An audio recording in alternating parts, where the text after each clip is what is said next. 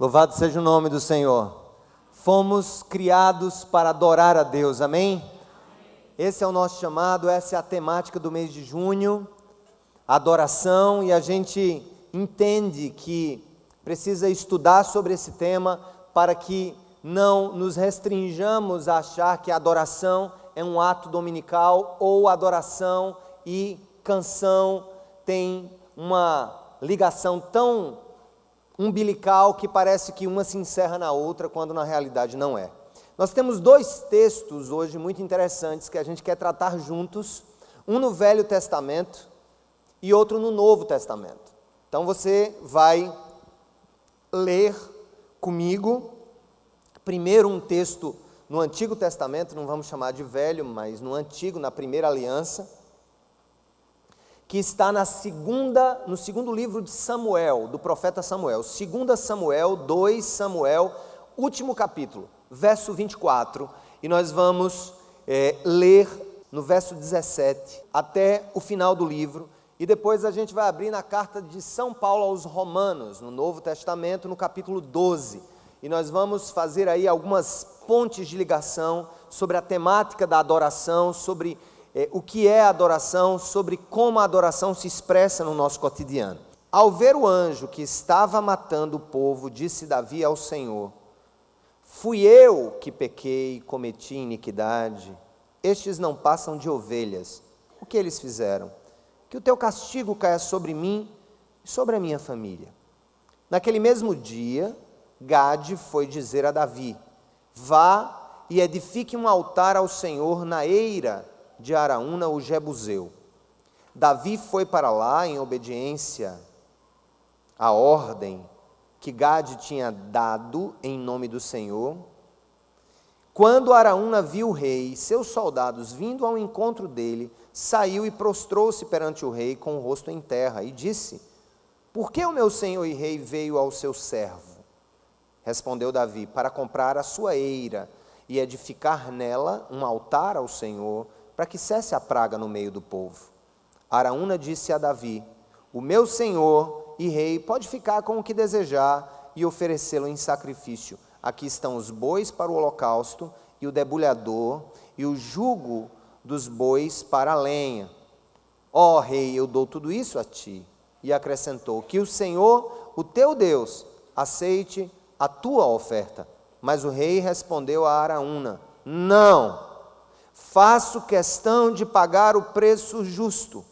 Não oferecerei ao Senhor, o meu Deus, holocaustos que não me custem nada. E comprou a eira e os bois por 50 peças de prata. 50 peças de prata. Davi edificou ali um altar ao Senhor e ofereceu holocaustos e sacrifícios de comunhão. Então o Senhor aceitou as súplicas em favor da terra e terminou a praga que destruía Israel. Louvado seja o nome do Senhor. Amém? Meus queridos, nós estamos aqui diante de um texto enigmático, um texto extremamente importante para a construção da nossa compreensão de vida com Deus. O rei Davi foi o segundo rei de Israel. Primeiro, quem lembra-se? Quem foi o primeiro rei? O rei Saul. Saul foi um rei escolhido pelo povo. Davi foi um rei escolhido por Deus. Davi foi escolhido para iniciar uma linhagem real em Israel, a quem ele mesmo prometeu jamais teria fim. Talvez você não saiba, mas Jesus é filho de Davi.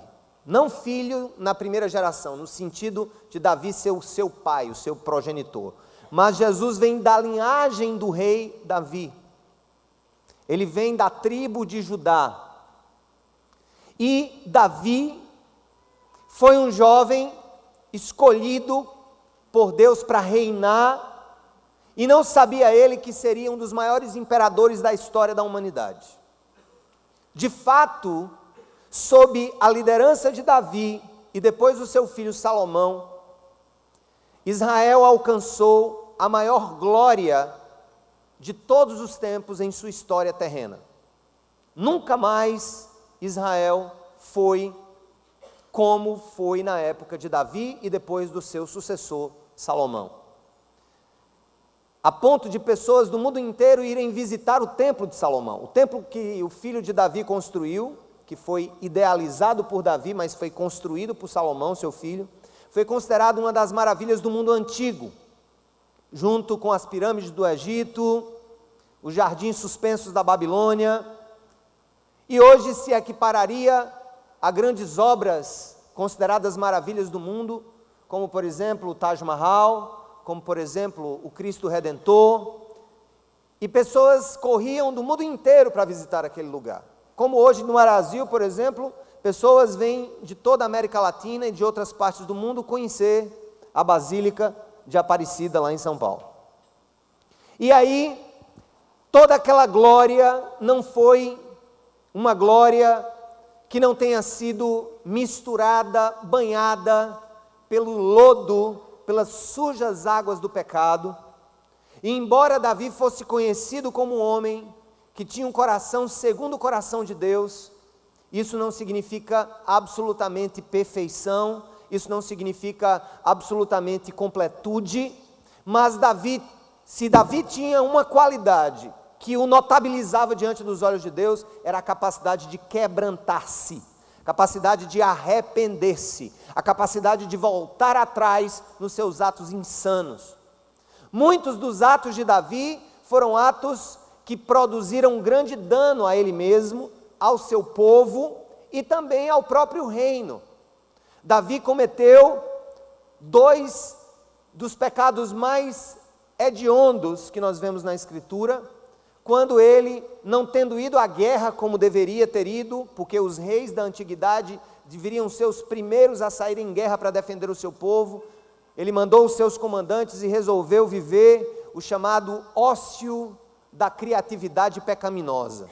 É verdade que o ócio é muitas vezes criativo, mas às vezes o ócio torna-se oficina do diabo, como os ditados populares nos dizem, e Davi estava em um certo dia ali, assentado no terraço real, quando ele de longe, ele visualiza uma linda mulher a tomar banho, e ele deseja aquela mulher, manda trazer até a corte, e aquela mulher é uma mulher casada, e não só casada, casada com um dos seus leais comandantes, um dos leais comandantes do exército de Israel, que por acaso estava no campo de batalha, e ali ele deita-se com aquela mulher, dela suscita uma gravidez, e ele, para completar e para encobrir o seu pecado, nós costumamos pecar para encobrir pecado, mentir para encobrir mentira, e tudo, segundo a Bíblia diz, que nós fazemos para encobrir o erro, é como um abismo, a busca e em busca de um outro abismo. Então, para evitar que o marido soubesse que ela tinha, de fato, adulterado, ele manda que arme-se uma emboscada no campo de guerra, deixando o marido de Betseba sozinho para lutar com o exército inimigo, e lá ele é morto, ferido e morto. E eles perdem, esse filho nasce e morre. Davi começa a experimentar o fel da desobediência, o fel, o amargor do afastamento de Deus. E lá na frente ele comete mais um pecado de recensear o seu povo. Ou seja, diante da visualização do tamanho do seu exército, ele confiou no seu exército, ele queria saber quantos homens ele tinha. E às vezes a gente faz isso, né? Às vezes a gente olha para o futuro e pergunta assim, quanto é que a gente tem na conta? Às vezes a gente olha para o futuro e diz assim, poxa, quanta saúde eu tenho para viver mais 30, 40, 50 anos? Ou às vezes a gente vê para obras que Deus nos permitiu construir e dizer assim, poxa, como eu sou grande, como eu sou nobre, como eu sou forte, como eu sou importante. Davi, ele adulterou na primeira vez com uma mulher, e depois ele adulterou com o seu próprio ego. É um outro tipo de adultério, é um outro tipo de idolatria. Quando nós quebramos as alianças com Deus de confiança, de graça, sabe, de dedicação, e passamos a confiar em nossas próprias forças, no nosso próprio braço. E aí uma grande praga se alastra sobre Israel, e ao ver a morte de tanta gente, Davi, enfim, se olha no espelho e diz: Senhor, eu sou o culpado por tudo isso. Eu tenho desobedecido, eu tenho sido contrário aos teus mandamentos, eu tenho me posicionado de maneira rebelde diante dos teus olhos, por isso lança sobre mim mesmo as maldições que tu tens para lançar e sobre a minha própria casa. Mas Deus, o misericordioso Deus, disse: não. Chama um dos profetas daquele tempo, Gade, diz: vai até o rei Davi que eu estabeleci e manda ele construir um altar e ali oferecer sacrifícios ao meu nome. Vocês sabem que durante a aliança mosaica, ou seja, a aliança que foi feita em Moisés, lá atrás, muito antes de Davi, onde foi dada a lei, os 5 primeiros livros do Velho Testamento, Deus estabeleceu vários holocaustos e sacrifícios como maneiras de reaproximação do povo até o Senhor. Sacrifícios cruentos, mas sacrifícios simbólicos, é verdade, porque nada daquilo foi capaz de compensar quem nós somos diante do Senhor. Nada daquilo foi capaz de compensar a maldade humana. É por isso que Jesus vem. Jesus é a justa compensação pelo pecado de toda a humanidade. Deus assume o próprio dano em si mesmo, no seu próprio Filho. E Davi está ali no meio, entre a aliança mosaica e a vinda de Jesus. E ele estava sobre a vigência da aliança mosaica. Então Deus diz: vá a um lugar, compre uma terra, ali faça sacrifícios ao meu nome, e a praga se afastará de Israel. Deus queria ver a disposição do coração de Davi. Lá vai Davi com a sua comitiva, e ele vai chegando naquele lugar, na eira de Araúna. Araúna não era uma árvore, era uma pessoa, nem uma ave, era uma pessoa. E ele vai se aproximando das terras de Araúna, e ele chega, e a primeira coisa que Araúna faz é ajoelhar-se diante do rei. Dizer: rei, o que é que tu estás fazendo aqui? Senão eu vim comprar uma terra, Araúna, porque eu tenho ordens de Deus, de nessa terra aqui, parte da sua terra, nessa eira, nesse monte, aqui dedicar ofertas ao Senhor. E Araúna disse: de jeito nenhum, meu rei, eis aqui a terra é tua, eis aqui o gado, eis aqui o boi para o sacrifício, e eis aqui a lenha, basta que o Senhor ofereça isso a Deus, eu dou tudo para você, ó meu rei. Imagina que coisa fácil. Na realidade é muito fácil a gente adorar a Deus com as orações dos outros, é muito fácil a gente servir a Deus com as horas dos outros, e é muito fácil a gente servir a causa de Deus com o dinheiro dos outros. Era mais ou menos o que Araúna queria, que o rei não tivesse despesas, que o rei não tivesse nenhum esforço, que o rei tivesse a terra para o lugar do holocausto, o próprio holocausto, que era a vaca, o boi, e também a madeira para que o fogo fosse aceso. Araúna, em uma atitude de subserviência ao seu rei, e até de boa vizinhança, e até mesmo uma atitude louvável de dar alguma coisa para o seu rei, mas Davi teve um insight vindo do céu, e ele responde categoricamente: não! Não, Araúna, porque eu não vou oferecer ao meu Deus sacrifícios que não me custem nada. E eu fico pensando, gente, o que é adoração nas Escrituras? Adoração tem uma ligação muito forte com a ideia de sacrifício a Deus, de sacrificar-se a Deus. Muitos hoje continuam matando galinhas, muitos hoje continuam matando bois, oferecendo a divindades. esse tempo passou, Jesus já veio, Ele é o sacrifício perfeito, e não só para mim, não só para você, mas para toda a humanidade. O sacrifício de aproximação da humanidade com Deus já foi feito na cruz. Precisamos nos apropriar dos méritos de Jesus, precisamos nos apropriar do seu próprio sacrifício com relação à salvação. Mas não é disso que eu estou falando. Eu estou falando de sacrifícios de uma vida que foi salva por Deus, sacrifícios de uma vida que já foi tocada por Deus, sacrifícios de uma vida que foi resgatada pelo Senhor. E aqui nós temos um exemplo muito profundo em que Deus está dizendo para Davi: faça um altar para mim. E Deus está dizendo para você hoje, cada um de vocês, grandes e pequenos, homens e mulheres, pobres ou ricos, aqui ao vivo ou através da televisão, o Senhor está dizendo para cada um de seus filhos e filhas: construa um altar de adoração ao meu nome. Construa um altar de adoração a mim. Seja um altar de adoração ao meu nome. É interessante que nós agora vamos para um texto no Novo Testamento, já na época da eterna aliança em Cristo Jesus, quando São Paulo, na carta aos Romanos, no capítulo 12, no verso 1, tem algo parecido que agora Paulo está pedindo para nós.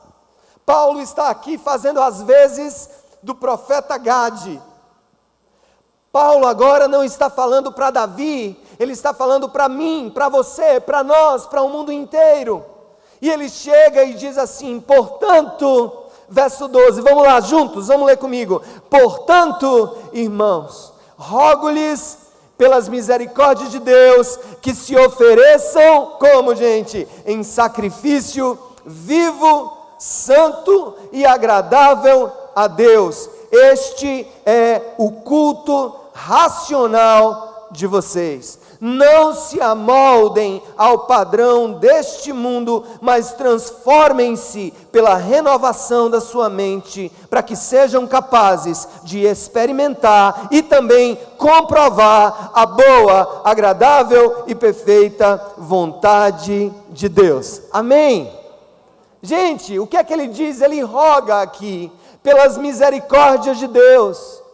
Ele está rogando em nome das misericórdias de Deus. Mas que misericórdias são essas? São as que ele se refere do capítulo 1 até o capítulo 11 dessa carta.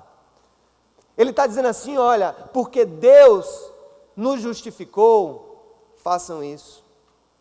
Porque Deus nos vivificou em Cristo, faça isso, ofereçam sim sacrifícios vivos. Porque Deus nos regenerou, ofereçam sim sacrifícios vivos. É por essa misericórdia de Deus que é revelada para nós que eu clamo a vocês.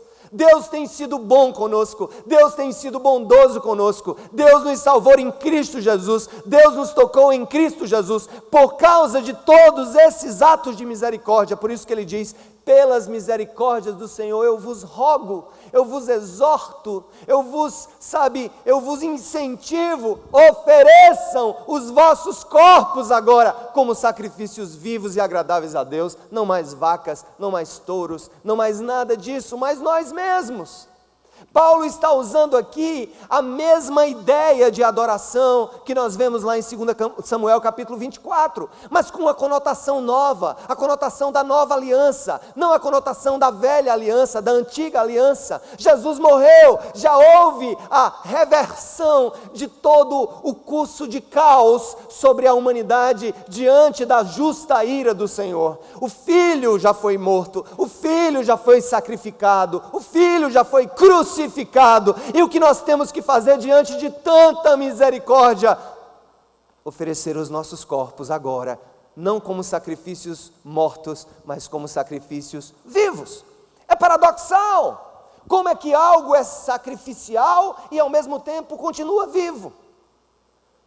Como é que antes se matava um animal para se oferecer a Deus, mas ao mesmo tempo agora ele está dizendo como sacrifício que morre, mas se mantendo vivo? Que loucura é essa, São Paulo? Você está doido? As muitas letras te fazem delirar? Como é que eu posso me oferecer como sacrifício e continuar vivo? É isso mesmo. É porque enquanto você mata você, você vive em Cristo. Enquanto você mata a sua velha natureza, você é ressuscitado em Jesus. Enquanto você mata o ódio, você é ressuscitado no amor e na graça. Enquanto você mata a sua tendência pecaminosa, esse seu gênio ruim, esse pau torto que você é, enquanto você pisa sobre isso, sacrifica isso no altar da adoração, você renasce nessa própria vida agora em Cristo Jesus, uma nova vida, uma vida nova, uma vida viva. E aí eu passo a ser esse paradoxo, sabe, de um sacrifício que morre, mas vive, ou melhor, morre para que continue sendo vivificado pelo Espírito Santo de Deus. É isso que nós precisamos fazer, gente. É isso que nós precisamos ser, esse altar de adoração e ao mesmo tempo o sacrifício vivo que nesse altar é colocado. Nós somos o lugar da adoração. Eu já falei isso várias vezes. Teve Jesus uma conversa com uma mulher samaritana que perguntou para ele, afinal, onde é que é o lugar da adoração? É aqui em Samaria ou é em Jerusalém? Me diga, porque o seu povo, mestre, o povo judeu, diz que o lugar certo é lá no templo, lá em Jerusalém, nas colinas de Jerusalém, lá nas colinas da Judéia. Mas o meu povo, diz a tradição, que deve ser adorado aqui em Samaria e não lá em Jerusalém. E Jesus responde categoricamente a pergunta: ô mulher, é chegada a hora em que Deus está procurando realmente verdadeiros adoradores. E não é aqui, ou em Jerusalém, ou em João Pessoa, mas adoradores que o adorem em espírito e em verdade. É esse tipo de sacrifício vivo que Deus quer de nós. Ele quer que a gente seja o altar da adoração e ao mesmo tempo a gente seja o próprio sacrifício. Isso aqui onde eu estou em cima não é o altar. Convencionou-se falar das plataformas das igrejas como sendo altar. Não há mais altar físico, porque não há mais sacerdote físico para oferecer sacrifício para ninguém. Na tradição medieval, a igreja quis voltar a ter sacerdotes, no sentido de oferecer no lugar das pessoas o sacrifício. Eu não estou aqui para oferecer sacrifício em seu nome. Eu estou aqui para dizer, seja você um sacrifício vivo diante do Senhor que te resgatou, e por essa misericórdia, seja um sacrifício vivo. Seja o altar da adoração. Seja você, o altar é você mesmo. Você mesmo, onde Deus é entronizado, você mesmo. Mas como, pastor? Em tudo. Mas de que jeito? Em tudo. Não entendi, tudo. Mas tudo como? Tudo muito simplesmente quer dizer tudo. Tudo. Tudo. No que você fala, no que você trabalha. Vocês viram o vídeo que nós colocamos? Quer esteja alimentando os animais, ou correndo, ou vivendo, ou levantando as mãos na igreja, nós fomos criados para isso. Deus nos deu vida para isso. Nós somos vivos em Cristo e mortos para o pecado. Portanto, sacrifícios porque estão morrendo para o velho, mas vivos porque em Cristo foram feitas novas criaturas, pela graça e pela misericórdia do Senhor, e não pelas nossas obras ou qualquer coisa que seja. E por isso a adoração é gratidão. Adoração tem a ver com gratidão. Agora tem um detalhe. Davi disse, na segunda parte, não quero oferecer a Deus sacrifícios que não me custem nada. E eu vou dizer uma coisa para vocês, gente. A palavra oferecer, aqui no capítulo 12, que inclusive é a mesma palavra que é usada no grego no capítulo 6, quando ele disse, agora não ofereçam mais os membros dos seus corpos ao pecado, mas à justiça, está lá no capítulo 6, a palavra grega é paristimi, e paristimi tem a ver com uma oferta de adoração, de sacrifício e de obediência. O que está em questão aqui, se você não sabe, e a Bíblia diz, obediência quero e não sacrifícios. Adoração tem um sinônimo: adorar é obedecer. Adorar é querer ser como aquele a quem se adora. Não querer ser Deus no seu poder, mas querer ser Deus na sua santidade. Querer ser como Ele na sua justiça. Querer ser como Ele em seus atos, em seu caráter. Gente, no final das contas, a adoração tem a ver com obediência. E obediência custa barato ou caro? Caríssimo. Nos dias de hoje, viver uma vida que agrade a Deus e que seja como um sacrifício que está vivo é difícil. Vou dar alguns exemplos. Não é fácil um profissional cristão viver num país corrupto como o nosso. Não é fácil um dono de uma empresa que louve a Deus, que queira ser fiel ao Senhor e que tem uma concorrência pesada, concorrer com quem sonega. É difícil. Não é fácil. Mas Deus disse: não me ofereça sacrifícios que não lhe custem nada. Ser um profissional que fala a verdade nos dias de hoje, ser um advogado que fala a verdade nos dias de hoje, meu Deus. Se o exame de ordem fosse com um detector daquele negócio, né?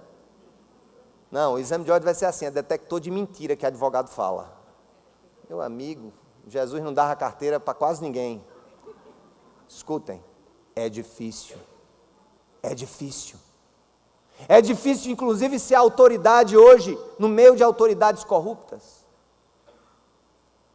É difícil manter a pureza dos olhos, quando hoje nós temos um mundo ao alcance das nossas mãos com touch, com celular, com computador. É difícil manter-se fiel e puro diante de Deus, diante da tela de uma internet, diante de um aviso de uma internet, diante de uma cilada de uma internet, diante daquela foto piscando assim na internet, toque em mim, me abra, toque aqui que tem coisa boa para você. É difícil, não é fácil não, eu não sou tolo não, meu irmão, não é fácil não. Deus não quer que a gente mutile o nosso corpo, mas Ele quer que a gente mutile a nossa velha natureza, e mutilar a velha natureza é difícil,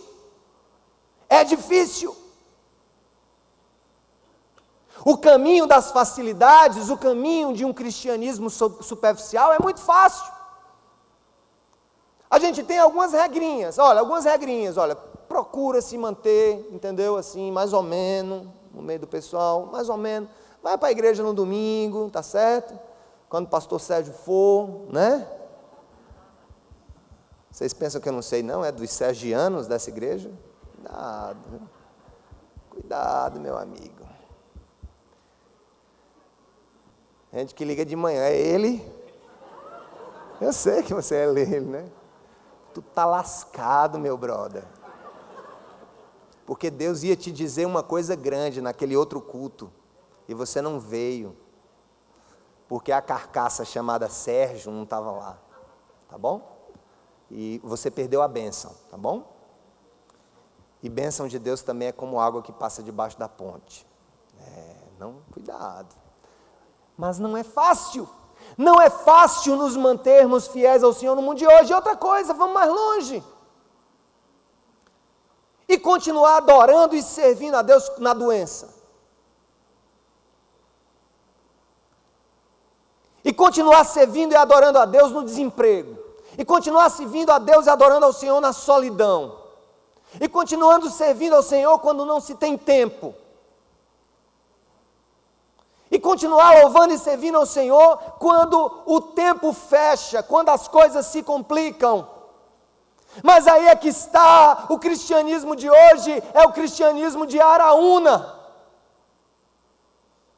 Toma, rapaz, olha, está tudo na tua mão, Jesus vai te dar tudo. A vida do cristão tem que estar tudo por cima, entendeu? E tem que estar tudo organizado, e tudo tem que estar funcionando bem, é riqueza, é prosperidade, é mulher bonita, é homem bonito, é filho saudável, entendeu? Está aqui, não, porque Davi disse, não, eu não vou oferecer ao meu Senhor sacrifícios que não me custem nada. A vida da gente é isso. A vida da gente é essa realidade. Não, eu não estou aqui, gente, debatendo se a vida é ou não assim. Não, eu estou afirmando, a vida é assim. É difícil assim mesmo. É sem tempo assim mesmo. É promíscua assim mesmo. É corrupta assim mesmo. A questão aqui não é o que a vida é o que você vai ser diante da vida. É que tipo de pessoa você vai ser diante de todo esse cenário. E aí você morre e você vive ao mesmo tempo. Você morre para o velho e você nasce a cada dia para o novo. Você vai se revestindo do novo a cada dia, do poder e da graça de Deus a cada dia, para falar quando você queria estar calado, para agir quando você queria estar parado, para doar quando você gostaria de receber, porque na vida com Deus eu não quero oferecê-lo sacrifícios que não me custem nada. E aí Paulo vem na carta aos Romanos, no verso 1 e 2, vamos ler de novo juntos.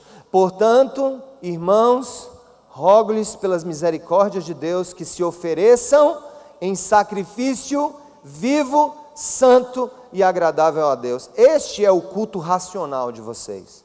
Aí ele vem aqui para as dificuldades que a gente tem que enfrentar. Olha o que é que ele diz: não se amoldem ao padrão deste mundo, mas transformem-se pela renovação da sua mente, para que sejam capazes de experimentar e comprovar a boa, agradável e perfeita vontade de Deus. E a frase-chave por enquanto aqui é o seguinte: não se amoldem. O que é não se amoldar? É não tomar o molde, ou não tomar a forma. O que é uma forma? É aquilo que dá forma a uma substância que nela se encaixa, tá certo? Você quer fazer um bolo com formato de coração, então você vai comprar uma forma que vai dar a forma de coração à massa do seu bolo, não é assim? Eu quero dizer o seguinte: o mundo tem uma forma, e o mundo tem uma forma.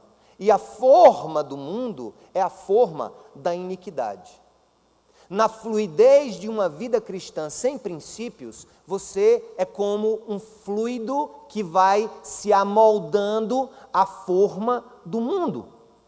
Quando você não tem rigidez suficiente na palavra, no conhecimento do Senhor para a sua vida, você passa a ser uma massinha de manobra, uma massinha de modelar. E o mundo vem com o seu formato, com a sua forma, e você vai encaixando-se dentro dessa forma, e você vai sendo aquecido nessa forma, e você vai se acostumando a essa forma. Gente, eu vou dar um exemplo extremamente louco, mas você vai entender pela loucura do meu exemplo. Fazer a vontade de Deus é como ter um pé tamanho 42 e fazê-lo caber em um sapato 36. Aí você vai dizer: cara, uau! Então é impossível. É mesmo. Mas o que é impossível para o homem, é possível para Deus. Deus é capaz de reduzir o teu pé. Assim é a vida de milagres. É incoerência humana o que eu estou falando. Mas Paulo está dizendo: não se deixem amoldar por esse mundo, mas transformem-se, deixem-se transformar pela renovação da sua mente. Por que da mente? Porque a mente é onde começa tudo, meu brother. Não é no coração não, é na mente. Eu coloquei uma frase na minha página do Facebook, o seguinte: a gente entende que está amadurecendo quando o coração se torna servo do intelecto, da mente santificada por Deus, mudada por Deus. Cristianismo não é emocionalismo. Cristianismo é racionalidade. Paulo fala de um culto racional a Deus, ou seja, ora, Deus me salvou em Cristo, Ele é o meu Senhor, tocou o meu coração, e diz, ofereça a sua vida como um altar de sacrifício, e ofereça-se a si mesmo como sacrifício a mim. E aí eu entendo, e aí eu vou olhando para todas as realidades que me cercam, e vou dizendo, não, toma aqui, rapaz, tem um jeitinho aqui para você passar nesse negócio, não vou oferecer a Deus sacrifício que não me custe nada, está aqui meu filho, olha, a gente já está namorando há 2 anos, vamos lá, coisa na mão na coisa, já estamos se aproximando, e vamos, não, eu não vou oferecer a Deus sacrifícios que não custem nada, a minha castidade é mais forte, o meu desejo de ser casta, do que os hormônios que controlam minha sexualidade, eu vou dar esse prazer ao meu Deus da minha santificação até que eu me case. Essa é a vontade de Deus, gente. Talvez tenha gente que está aqui me ouvindo falar sobre isso. Eu não pensei que ele era assim, não. É uma igreja tão moderninha, cheia de luz, de fumacinha. O pau come aqui também, com luz e fumacinha. Porque essa é a vontade de Deus. É muito difícil, pastor. Está todo mundo se comendo por aí. Eu digo, E quem disse que é fácil? É difícil. Mas o Senhor diz que devemos ser puros. E o Senhor quer que sejamos puros, e essa é a vontade dEle. Mas pastor, está muito difícil, a corrupção é grande, eu tenho que dar o toco. É a teologia do toco, tudo vai no toco. O fiscal é no toco, o policial é no toco, a repartição é no toco. Cuidado com o toco de Jesus no seu cangote, meu amigo. Que conversa é essa? Custa tempo, custa. Sabe quanto tempo faz que eu estou atrás de alvará para a gente construir ali naquela terra? Vai 3 meses. Mas me recuso. Nos recusamos a comprar quem quer que seja.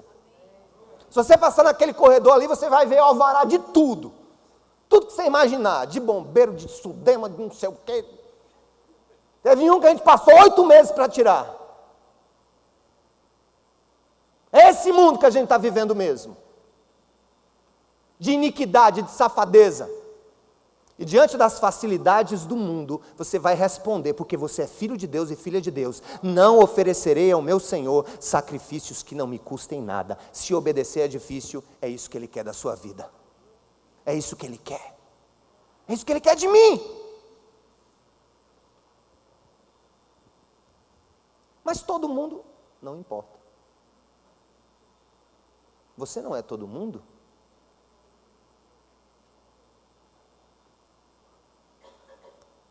Você foi separado para a glória de Deus. Você foi santificado para a glória de Deus. E aí, tem uma consequência. Primeiro eu me ofereço, eu entendo que eu sou o templo, eu entendo que eu sou o sacrifício. Eu entendo que eu estou aqui, não é para ver os outros fazendo sacrifício em meu nome, eu não estou entregando oração aqui em seu nome, posso até interceder por você, como você intercede por mim, na dinâmica do corpo de Cristo, mas a minha oração, ela não é mais forte do que a sua oração. Se eu me santifico, isso serve para mim, e talvez sirva de exemplo para você, mas não servirá para você, não servirá para as suas próprias experiências. Tem gente que está confiando na oração da mulher. Não é nada, eu vou tomar um aqui, a mulher vai para a igreja orar por mim. É assim. Quem está aqui como representante, né? Não, eu estou aqui na Copa, minha mulher está indo. Entendeu? Eu fico aqui no Campeonato Brasileiro, minha mulher que vai lá levantar a mão para mim, é uma benção. E depois a gente sai para comer pizza. É assim que funciona na cabeça de algumas pessoas. Os filhos estão achando, poxa, meus pais estão ali na igreja, que benção. Então, escute, você, individualmente, pessoalmente, intransferivelmente, inegociavelmente, é o templo que Deus escolheu para a adoração ao nome dEle. Você. E aí nós juntos, nós formamos esse grande edifício de pedras vivas, como diz São Pedro. Pedras vivas que se juntam, você é uma pedrinha, a gente se junta. Esse templo eterno, na adoração eterna ao Deus eterno no porvir. E que começa agora. Mas o primeiro passo é isso, eu me ofereço em adoração. O segundo, eu entendo que é difícil. É difícil manter a postura, é difícil manter a compostura, é difícil ser simples num mundo complexo. É difícil ser recatado num mundo exibido. É difícil preservar a imagem em um mundo em que todos hoje se expõem no Facebook, como se o cara que está vendo a tua foto, como se o cara que está vendo a tua vida fosse um amigo próximo ou um vizinho de porta, mas é um terceiro que você nunca viu. É difícil, e cada vez se torna mais difícil, mas onde abunda a dificuldade e o pecado, a graça do Senhor superabunda. Essa é a vontade dele para nós. E Paulo diz, no final do texto, eu já estou acabando. Diz assim, vamos lá para Romanos 12.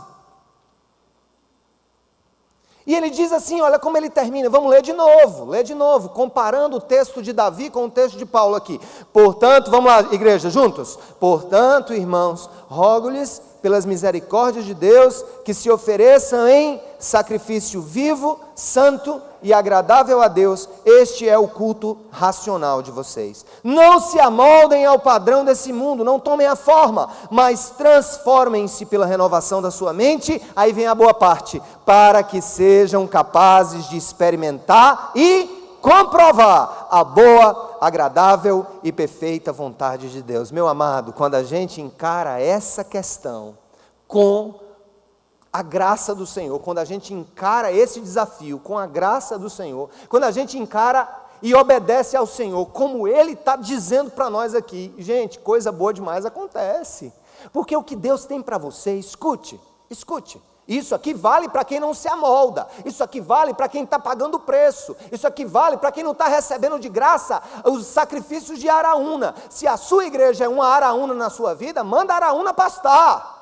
Se o seu líder está funcionando como um Araúna na sua vida, que está pregando um estilo de vida cristã facilitado, adocicado, simplificado, versão short, versão reduzida, resumida, ou seja, uma versão trial, só para você testar, rejeite, porque o que Deus tem para nós é uma vida de contínua obediência em um mundo de desobediência. Mas tem um detalhe, ele diz, quando a gente encara esse caminho, a gente vai experimentar, a gente vai sentir, a gente vai comprovar, a gente vai ter certeza de que aquilo que eu fiz e você fez é a vontade de Deus, e essa vontade, ela é boa, meu amado, essa vontade é perfeita, meu querido, e essa vontade é agradável para a sua alma, é agradável para o seu espírito, trará fruto, trará mudança, trará vida em você e também através de você na vida das pessoas. É isso que o Senhor quer que a gente entenda, é que essa dificuldade, ela é uma dificuldade que vale a pena, porque à medida em que eu anulo a minha vontade caída e embarco na graça de Deus, na obediência ao Senhor, porque obedecer é adorar, adorar é obedecer. Não adianta você vir para cá, sinceramente, não estou querendo estragar o teu dia, mas não adianta você vir para uma igreja, ou essa, uma católica, o que quer que seja, pentecostal, neopentecostal, tradicional, do hip hop, do vai e vem, do cangapé, não adianta pular, levantar a mão, se a sua vida não for uma vida que se encaixe nessa ideia de que não dá para viver a vontade de Deus se não for através da estrita obediência nas dificuldades da nossa existência terrena. É esse o querer de Jesus para nós, é esse o querer do Senhor para nós, e nós não ficaremos sem recompensa. Um dos filhos e filhas do Senhor, escutem, que ingressem nessa doideira aqui que eu acabei de falar. Nenhum vai ficar sem a justa recompensa das mãos do seu Senhor.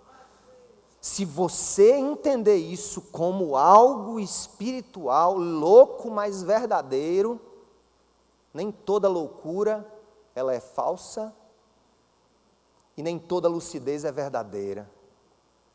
Porque a Bíblia diz que a sabedoria de Deus é loucura para os que se perdem. que essa loucura, se você ingressar nessa loucura, eu vou dizer uma coisa para você: você vai colher frutos em nome de Jesus. Sua descendência será abençoada em nome de Jesus. Você vai colher frutos aqui ainda, gente, frutos inimagináveis na glória. Isso é galardão, obediência é galardão. Obediência não produz salvação, porque salvação é cruz de Jesus, mas obediência produz recompensa, galardão. A boa, perfeita e agradável e superabundante provisão, graça e vontade do Senhor sobre a sua vida. Se você crê, diga amém por isso.